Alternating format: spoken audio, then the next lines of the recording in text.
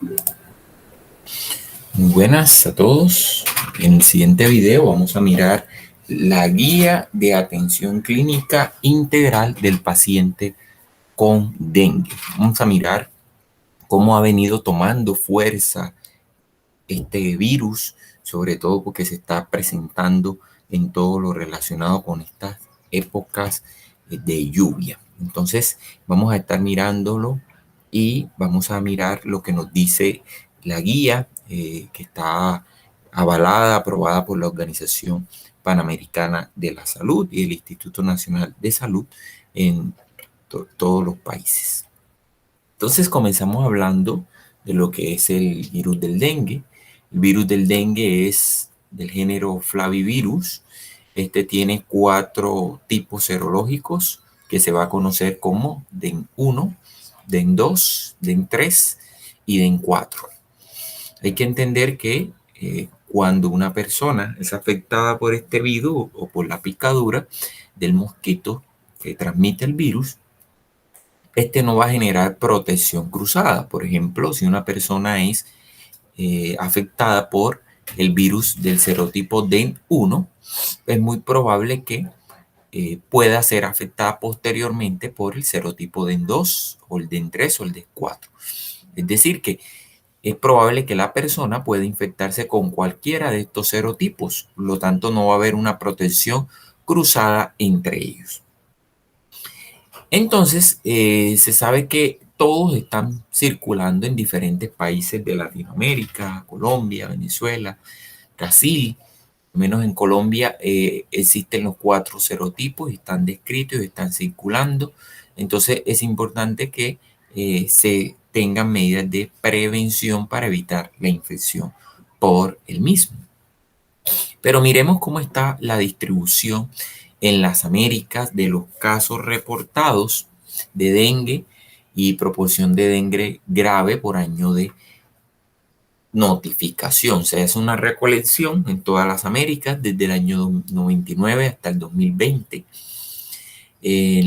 Hasta la segunda semana epidemiológica, hasta la quinta, y podemos ver que el comportamiento que había tenido en este caso, tenemos entre el número de habitantes, entre 500.000 y 3 millones y medio, 3.500.000, y vemos que desde el año 99 cómo ha sido el comportamiento de la curva, donde hubo un pico alto entre los años 2002 y 2005, un ligero descenso, tanto es así que llegó a más de 3 millones de casos, ¿no?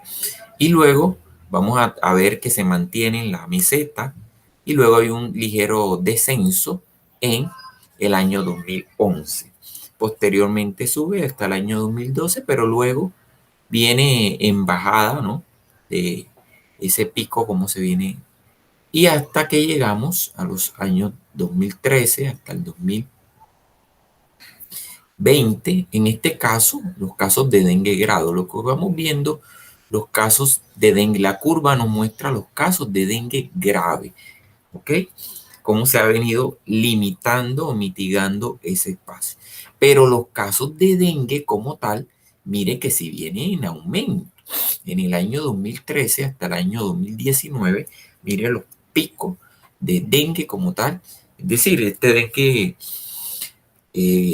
como tal, que muchas veces asociado sin signos de alarma, que tiene una resolución por el sistema inmunológico. Pero acá sí vemos que hay un descenso en los casos de dengue grave. Entonces, pero para decir que sigue teniendo gran importancia el hecho de que los casos de dengue grave disminuyan, no quiere decir que no sigue siendo relevante seguir el comportamiento epidemiológico. Bueno, hablando un poco de vectores Aedes aegypti, este es un vector que tiene un ciclo, ya sabemos que es acuático, porque ahí es donde va a opositar estos huevos, y tener en cuenta que hay que, dentro de estas campañas de prevención, evitar la acumulación de agua en llantas, en botellas, todas las aguas estancadas, eliminarlas, evitar pues arrojar basuras a los ríos, porque eso hace que haya un represamiento y que el mosquito tenga la facilidad de reproducirse. Aquí vemos cómo él, pues en esa fase de pupa, y luego cómo ya se va convirtiendo en un mosquito adulto. Bueno, después que ya el huevo eclosiona, y luego se va convirtiendo en ese mosquito adulto que luego va a salir a picar y a infectar a los humanos. Entonces, hablando un poquito pues de esa estructura pues del virión como tal, más adelante tocaremos más un poco de ese ciclo. Hay que mirar que el virus como tal es un virus icosaédrico de 50 nanómetros. Es envuelto, gana su envoltura con las proteínas de membrana y es un virus de ARN monocatenario de polaridad positiva. Recordemos que estos virus vienen del exterior, ganan su envoltura con la membrana lipídica del huésped y este posee proteínas estructurales y proteínas no estructurales. Aquí podemos ver en esta parte cuáles serían esas proteínas estructurales y estas no estructurales. Él tiene aproximadamente o desde su parte 5', en su marco de lectura, él tiene 3 proteínas estructurales y unas 7 no estructurales, entre otras proteínas. Y tenemos que en ese marco de lectura vamos a encontrar varias proteínas. La proteína C, que es esta que vemos acá, es una proteína core que favorece el ensamblaje. Tenemos la PRM, la proteína precursora de membrana, que está asociada al proceso de maduración de la partícula viral. Tenemos la proteína E, que es una proteína de envoltura que tiene 3 dominios, 1, 2 y 3. Estos dominios van a estar relacionados con la interacción del virus con células susceptibles.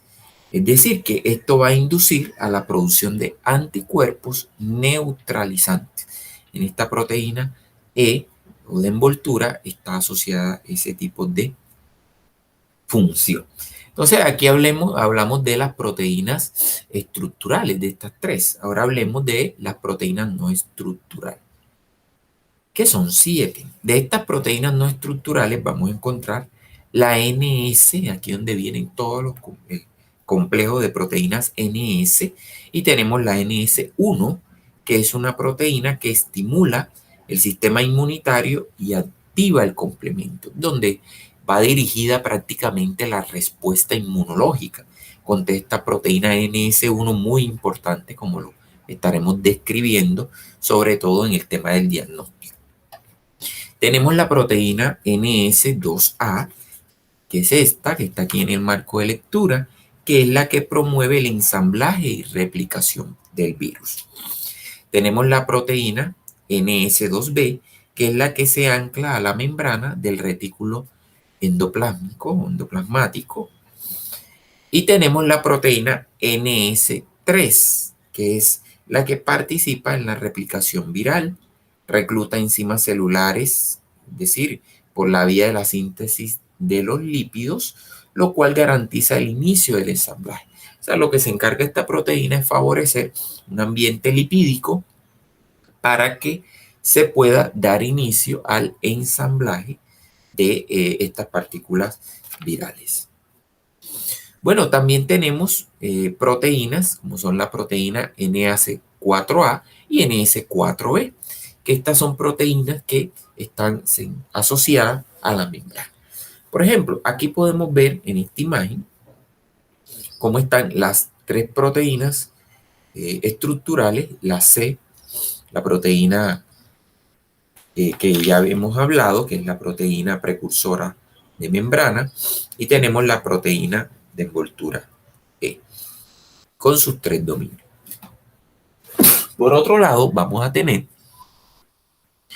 las proteínas NS1, que habíamos visto la importancia que esta proteína pues tiene por ser por la cual se va a dirigir los anticuerpos y toda la respuesta inmunológica. Y tenemos las proteínas, la NSB2, aquí está, y la proteína de las cuales vamos a hablar es precisamente de esta NS4A y NS4B.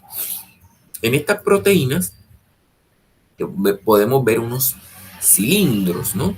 La NS4A y la NS4B son estos cilindros de color grises, que esos son cilindros o dominios asociados a la membrana. Y los cilindros blancos son dominios transmembranas, donde encontramos las flechas, estas flechas negras, es donde son sitios de clivaje por la proteína NS3.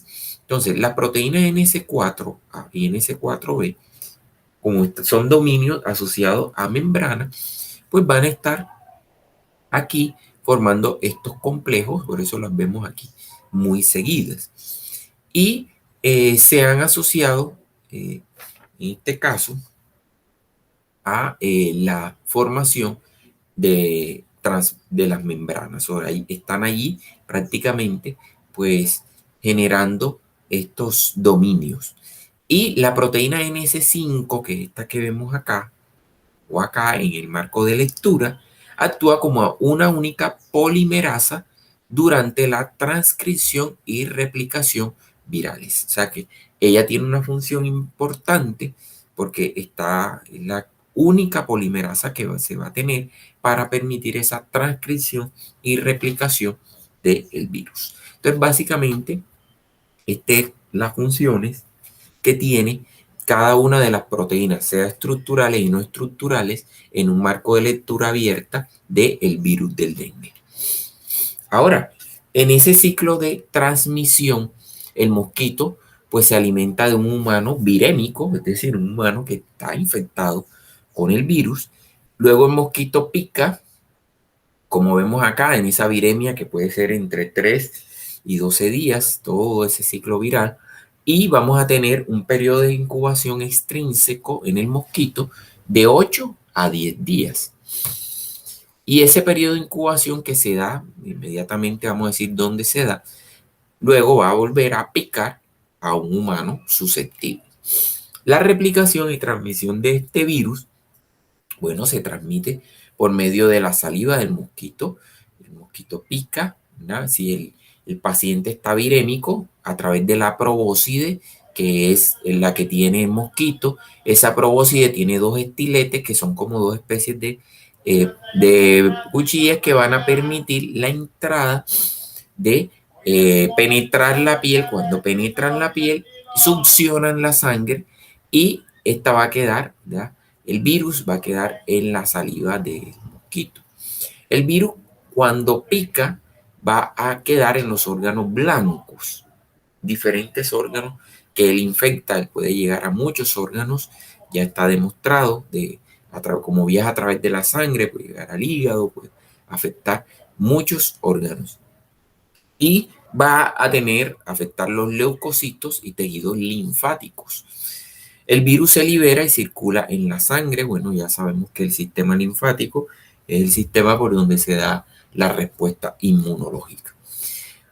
Entonces ya este paciente infectado, bueno, un segundo mosquito, bueno, como habíamos dicho, ingiere la sangre.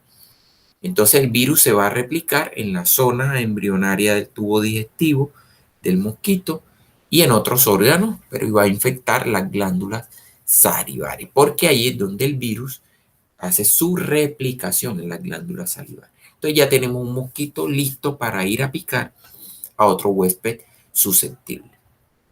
Dentro del ciclo viral tenemos que se da la unión o adhesión viral, pues el virus se adhiere a la membrana de la célula que va a infectar. Hemos visto que afecta linfocitos, afecta diferentes células y va a pasar a la fase de descalcidación o desnudamiento. Esto se va a hacer en el citoplasma.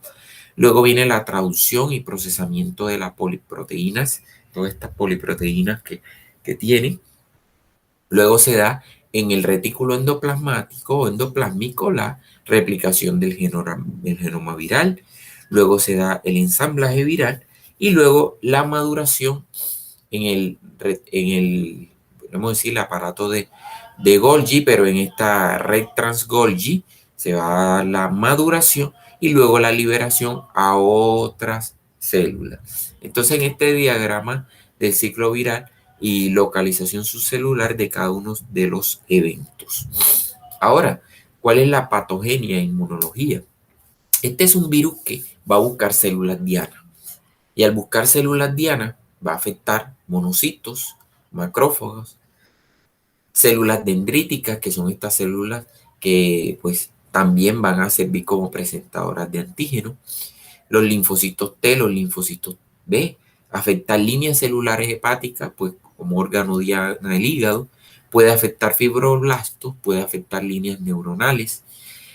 También va a haber una reacción de interferones alfa, gamma, va a haber presentación de antígenos al complejo mayor de histocompatibilidad, el CMH, para activar las células NK.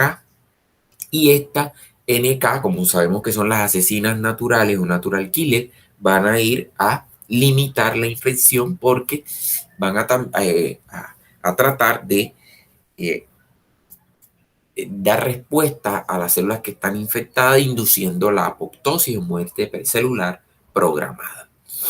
Entonces, ¿qué se sabe? Que todas estas reacciones inmunológicas, pues lo que van a hacer es que se den formación de complejos inmunes.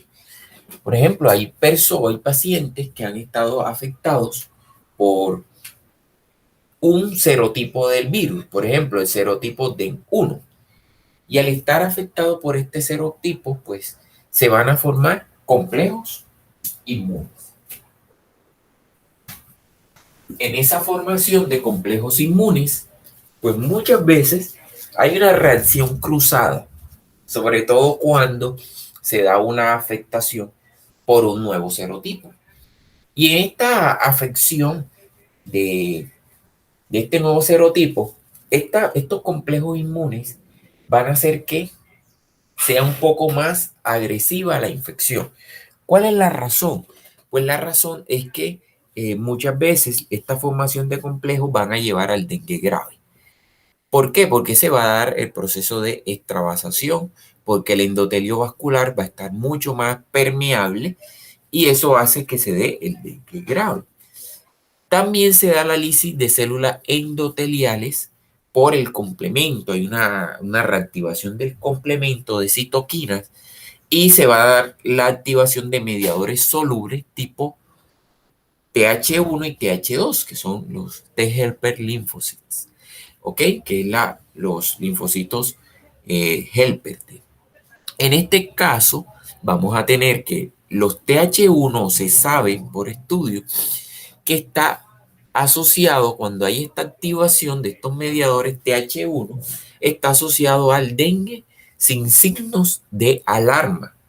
Cuando veíamos las gráficas al principio, vimos que hay mucho dengue en los años y hay un aumento en los últimos años, 2020, 2021, y que hay una liberación de interferón gamma e interleucina 2, interleucina 2. En el caso de los TH2, está más asociado a dengue grave, este perfil de citoquina, y la liberación son la interleuquina 4, interleuquina 6, interleuquina 8 e interleuquina 10. Aquí hay que tener sumo cuidado con la interleuquina 8 porque se ha asociado a aumento en la permeabilidad vascular, la efusión pleural y la muerte de los pacientes. Entonces, este perfil de citoquina, perfil TH2, se asocia más a dengue grave con el especial aumento de la interleuquina 8. Entonces, todo esto, formación de complejos inmunes, del aumento de la extravasación, pues hace o influye en que las plaquetas no cumplan bien su función en evitar la permeabilidad vascular, y como las plaquetas no hacen bien su función, se genera este aumento en permeabilidad con la salida de sangre o la hemorragia. Ahora bien, ya entendiendo lo que sucede por la transmisión de este virus, a través de este vector, pues hay una guía de atención que todavía sigue vigente y es la atención a pacientes con dengue. Debemos tener en cuenta que hay unos grupos de riesgo, grupos de alto riesgo. Y estos grupos de alto riesgo van a estar los gestantes, los niños menores de 5 años, los adultos mayores de 65. Generalmente los niños son los más afectados, pues su sistema inmunológico todavía no está desarrollado. Y en el adulto mayor de 65, el sistema inmunológico está comprometido. Entonces, la presencia de enfermedades crónicas como hipertensión arterial, diabetes mellitus, EPOC, anemia, insuficiencia renal crónica, enfermedades cardiovasculares, enfermedades autoinmunes, también predispone. Está el riesgo social, pacientes que vivan solos, difícil acceso al servicio de salud, la pobreza extrema, estar en estos climas tropicales, donde hay muchas lluvias también, entonces se va a poder presentar. Entonces hay que revisar rutinariamente que siempre tener en algunos casos que no haya agua estancada en llantas, en todas estas cosas que van a favorecer. Hay signos de alarma. Y otros signos de alarma puede ser una preocupación familiar excesiva. Cuando alguien tiene sospecha de dengue, esto va a preocupar excesivamente a los familiares. Esto es muy importante tenerlo en cuenta. La poca garantía para el cuidado y vigilancia y seguimiento, asistencia al control. La inapetencia marcada. Un niño que no quiera comer, ¿ok? El lactante, ese llanto constante o sin motivación, también va a preocupar a los familiares porque no encuentran la causa aparente de que este familiar o que este niño esté llorando con algunas señales. Bueno, entonces hay que tener un estado de monitoreo o hay que monitorear el estado clínico de ese niño. En ese monitoreo, pues, ¿qué vamos a ver? Vamos a ver lo que tiene que ver con la temperatura. También se tiene en cuenta la presión arterial media, ¿verdad? Que es esa presión arterial diastólica más la presión arterial sistólica menos la presión arterial diastólica entre 3. En ese monitoreo del estado clínico se mira temperatura, ingreso y pérdida de líquido, gasto urinario entre 4 y 6 horas, signos vitales y la perfusión periférica entre 1 y 4 horas después de esa fase crítica. También se mira el hematocrito antes y después de la reanimación, luego de cada 6 a 12 horas. También hay unos criterios estos son criterios de hospitalización, ¿no? Control de hemograma completo, glicemia, hay que mirar otros como qué tanto hay afectación en esos órganos blancos, riñones, corazón, cómo está la coagulación. Estos son criterios pues, que van a llevar a un paciente a la hospitalización. Bueno, entonces, ¿cuáles serían los signos de alarma? Pues sabemos que en el dengue hay dengue con signos de alarma, sin signos de alarma, y está el dengue grave. Dengue sin signos de alarma y el dengue grave. Entonces, los signos de alarma pues, van a ser dolor abdominal intenso y continuo, vómitos persistentes, una hipotensión postural, el paciente va a presentar lipotimia o desmayo, una hepatomegalia dolorosa a nivel cuando se haga en la clínica, pues en la observación se va a observar el hígado inflamado, que haya hemorragia importantes como melenas, heces fecales negras o hematemesis. También hay que mirar que el paciente no vaya a tener vómitos con sangre. somnolencia o irritabilidad, disminución de la diuresis, disminución repentina de la temperatura o hipotermia, aumento, ya esto es más que todo a nivel de laboratorio, le vamos a mirar el aumento del hematocrito y la caída bruta de plaquetas. Esto es un criterio diagnóstico cuando vemos que aumenta ese hematocrito y las plaquetas caen.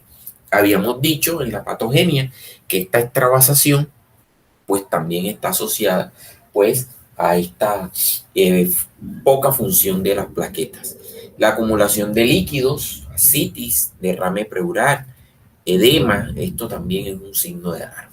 Y a la derecha vamos a ver lo que tiene que ver con esa evolución de la enfermedad, cómo es desde el primer día al día noveno, pues cómo se ve la temperatura, esos 3 primeros días con aumento, pico febriles de temperaturas de 39, 40 grados. Hay que ver otros eventos clínicos donde vamos a ver una caída en el cuarto y quinto día de esa temperatura y otros eventos como la deshidratación, que se va a ser evidente, también los cambios que hay en el laboratorio. Esa deshidratación también puede llevar a falla de órganos, los cambios en el laboratorio donde vamos a ver una caída de plaquetas los primeros días, después se va a regular y el hematocrito va a aumentar y luego va a disminuir. Miramos la viremia, que en estos primeros días es muy importante ver, por lo menos entre el pico febril, entre el día 2 y el día 4, y posteriormente, después con esos aumentos de la inmunoglobulina detectables contra el virus inmunoglobulina M, después del día 7, y posteriormente a los meses, ya en la fase de recuperación, la inmunoglobulina G. Es importante vigilar el curso de la enfermedad, la fase febril o crítica y la fase de recuperación. El primer día febril es el día de mayor riesgo, donde se presentan más complicaciones. Entonces, es importante en este algoritmo que si es sin signos de alarma, se hace un manejo ambulatorio. Entonces, se clasifica como grupo A. Con signos de alarma, se hospitaliza al paciente. Ya esta hospitalización, ya este grupo está entra en el grupo B. Y el dengue grave, ya el manejo en UCI, y tiene que ver ya con el grupo C. Y el algoritmo finalmente concluye o termina así.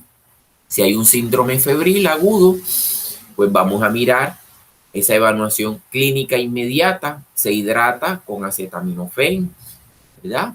No usar asa, dipiroma ni AINE, esto está contraindicado.